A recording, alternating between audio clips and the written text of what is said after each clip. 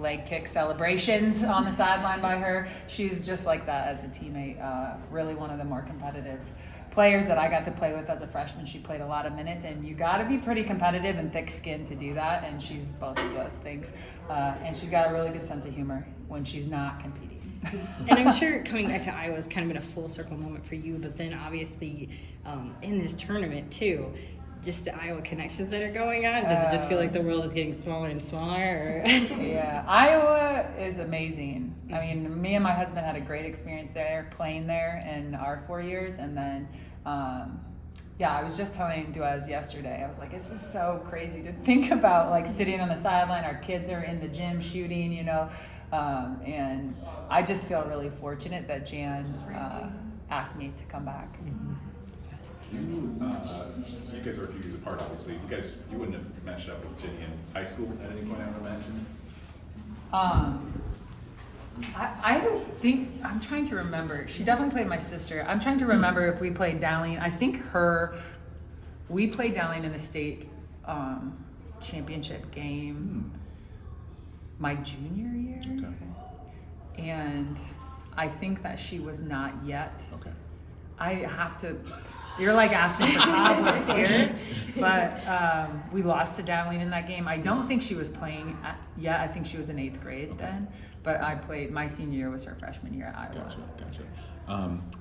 I don't know if you guys have talked about like a possible tribute to Jamie Cavey-Lang. I know that Jenny kind of talked about that, handing pins out. Have you been in any conversations about that yet?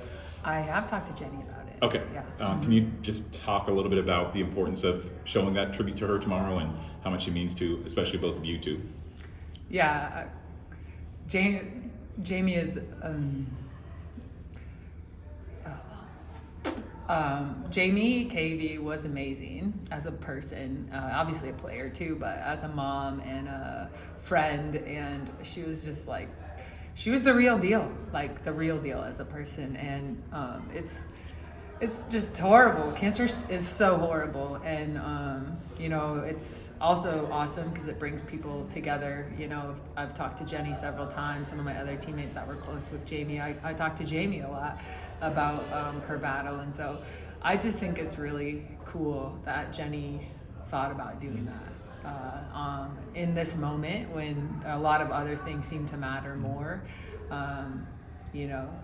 That stuff is real life, and it does matter far more than the game. Thank you for sharing. Yeah, thank you. To talk about the game a little bit, matching up, I'm sure you've got this question already, but Reagan Beers is going to be a difficult matchup. Yeah. What are the difficulties that she presents? All the difficulties. Okay. She's tremendous, super physical and mobile. She's strong. She times her seals extremely well. They pass it to her extremely well. She's physical. She can shoot it a little bit. She's a tough matchup, I think, for anybody. It's just why she's been so successful. So, we just got to give it our best. We've played a lot of good post players in the Big Ten. None probably quite as mobile as her, but maybe like a hybrid of a couple of the players in the Big Ten. And so this is why March happens. You just give it your best shot, and we got 3 really good post players that can give her a different look. And I think that's what we're gonna do. We're gonna compete and hope for the best.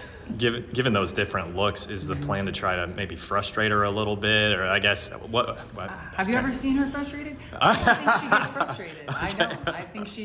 I don't think we can frustrate her. I think we might be able to frustrate her teammates. Okay. But I think it will be. I mean, I haven't seen in her games like her get too rattled, and or their team either. I mean, that's why they're one of the top ranked teams. I think our hope is just to disrupt rhythm, and they're a really high offensive team. They like a lot of possessions, and they can run, and they look to push a lot.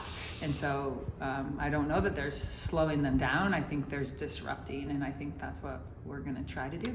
Jan mentioned, go ahead, Ethan.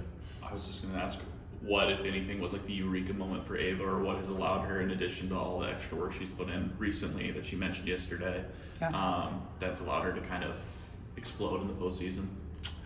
I mean, Ava has been doing a lot of extra work, and I think that that's what a lot of people don't understand is like some people sit on the bench and they complain and they don't show up and do work and try to earn opportunities, and Ava wasn't that player. So I think she's a great example of what it takes to be ready and to stay ready. And, you know, just the reality, we have 3 really good post players. All of them are very efficient and effective, and they're all very, very different. And I think for her, the Big Ten tournament offered a matchup that she had progressed in practice that we thought could be a good matchup for her, and she was ready and she took advantage of the opportunity. And then you get more opportunities when you're ready and you take advantage of the opportunity. So I think Ava played the game correctly, the way that everybody should, and that's why she was ready.